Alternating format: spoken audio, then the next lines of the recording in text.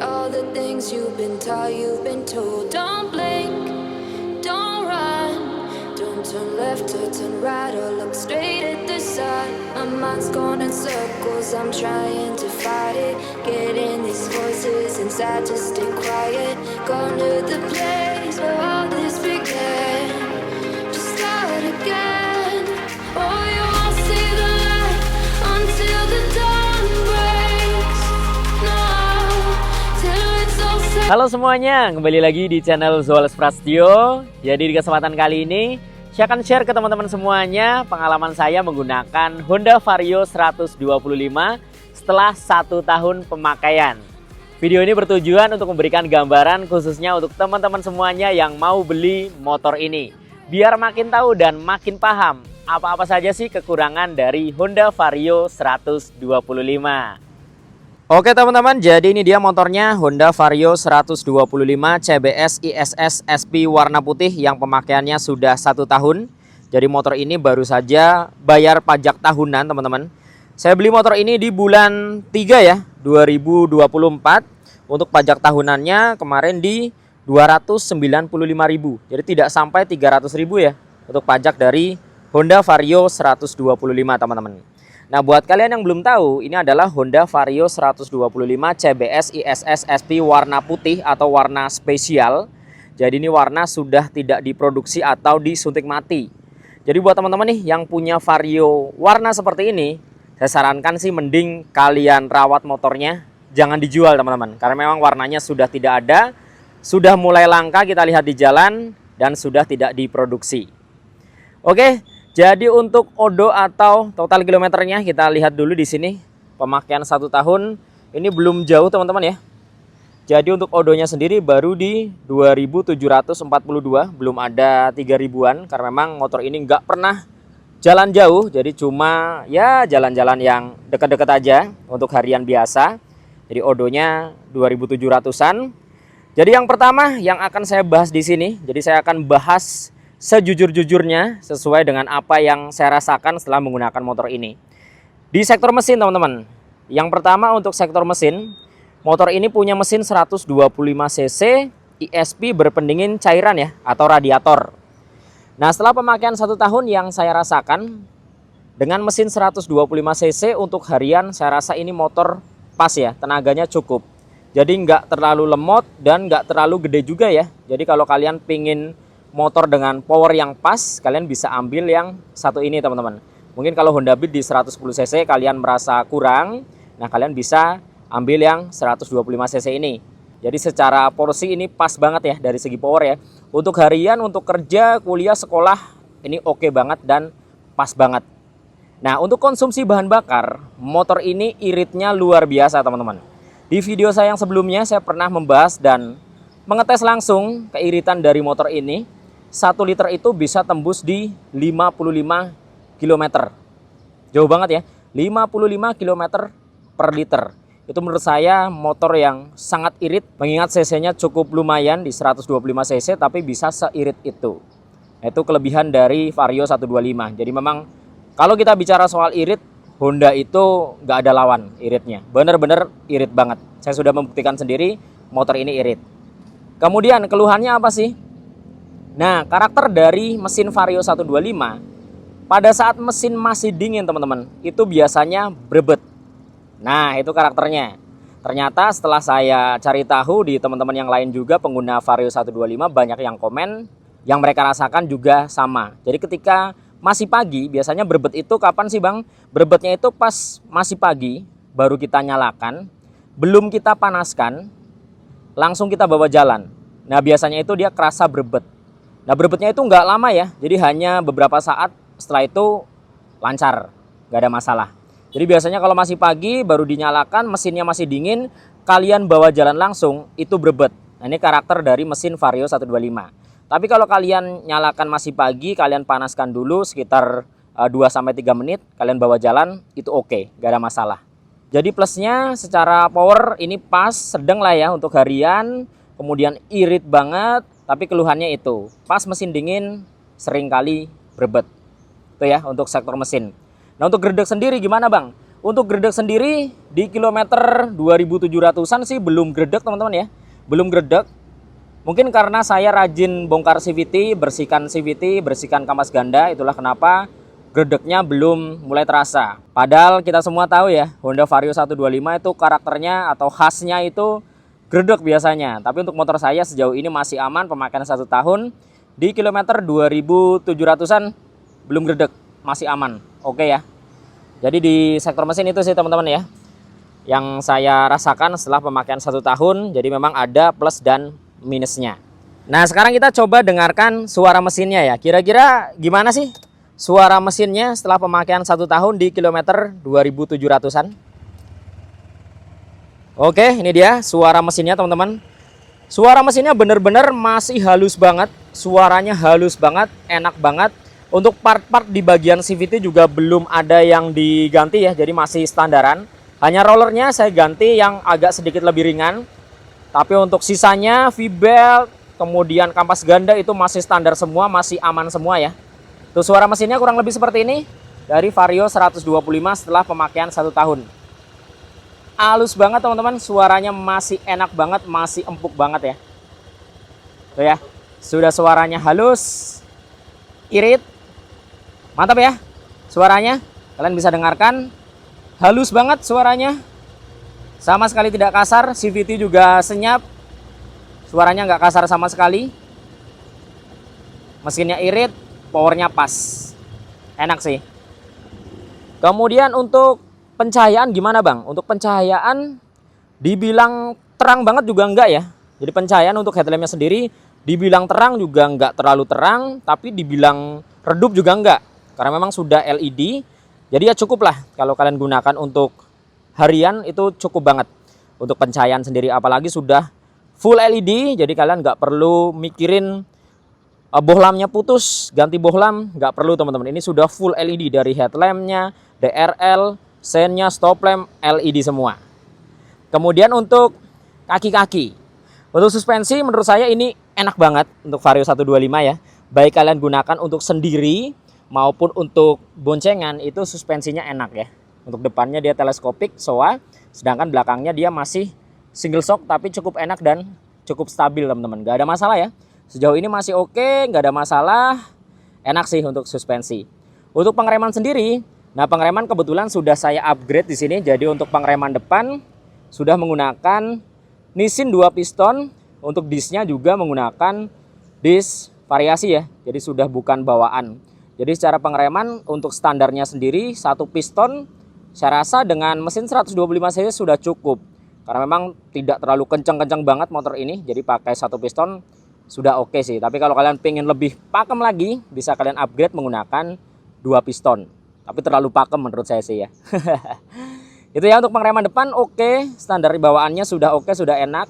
Untuk pengereman belakang walaupun masih tromol, saya rasa juga sudah cukup ya.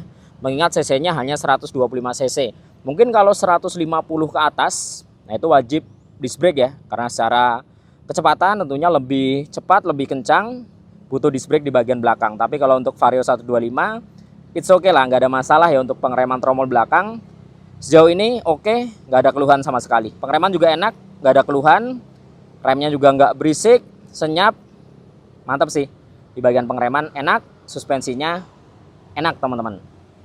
Kemudian untuk posisi riding gimana bang? Untuk posisi riding saya selalu sampaikan ke teman-teman semuanya. Kalau kalian gunakan motor ini untuk harian, hanya sebatas untuk kerja, untuk sekolah, kuliah, bawa belanja. Nah itu masih oke teman-teman. Tapi kalau kalian gunakan motor ini untuk jarak jauh, buat touring, ratusan kilometer, pulang kampung, saya tidak sarankan kalian gunakan motor ini. Karena kenapa teman-teman? Karena motor ini posisi ridingnya itu, feel-nya itu nunduk ya. Jadi kalau kita naik Vario 125, itu feel berkendaranya itu nunduk teman-teman. Jadi rasanya itu stangnya agak nunduk gini ya. Nah jadi untuk perjalanan jarak jauh yang saya rasakan, saya pernah riding pakai motor ini, ya nggak terlalu jauh sebenarnya, hanya puluhan kilo. Itu mulai pegel di pergelangan tangan dan pinggang. Karena memang posisi ridingnya ini menurut saya kurang cocok untuk perjalanan jarak jauh. Jadi lebih cocok motor ini buat harian sih. Kalau kalian buat perjalanan jarak jauh, buat touring, pulang kampung, mending kalian ambil PCX atau EDV. Kalau kalian pinginnya motor Honda ya, itu sudah jelas enak, sudah jelas nyaman. PCX, EDV udah pasti nyaman banget dan enak banget ya. Tapi kalau untuk Vario 125 ini kalian gunakan untuk jarak jauh, pulang kampung, touring ratusan kilo, kalian rasakan sendirilah. Pasti bakal pegel sih, karena memang posisi ridingnya ini tidak terlalu rileks sih, jadi agak nunduk seperti itu ya. Jadi posisi riding di stang seperti itu. Untuk bagian kaki, nah bagian kaki ini cukup walaupun nggak terlalu luas ya. Jadi jarak antara depan ke belakangnya ini menurut saya masih terlalu mepet.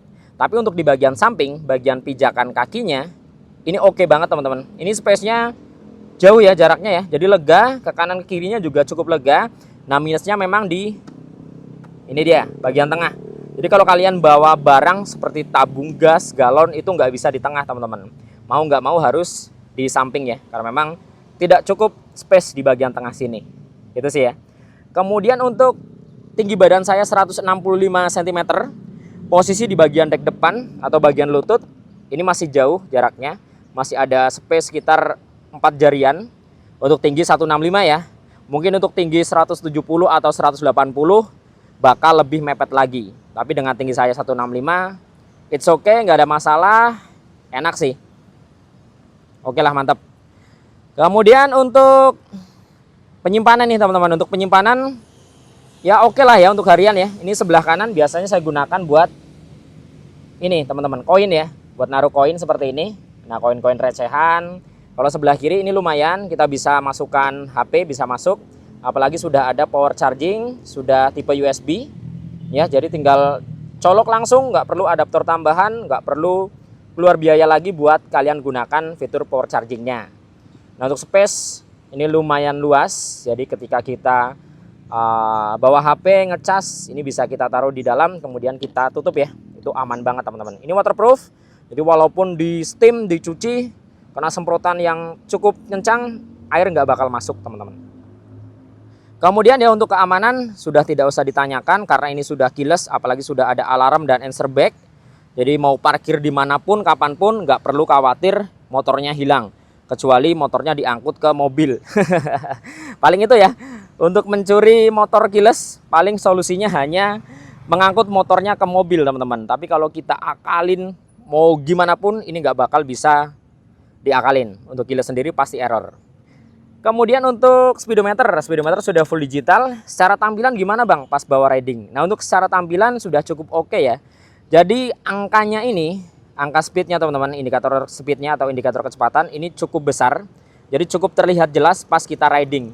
Walaupun indikator yang lain ini nggak terlalu besar ya. Jadi indikator yang lain seperti jam, odonya, kemudian indikator bahan bakar, ini bisa dibilang cukup kecil. Jadi pas riding memang sekilas nggak terlalu terlihat. Tapi kalau untuk indikator kecepatan ini jelas banget karena memang gede banget ya indikatornya. Itu sih teman-teman.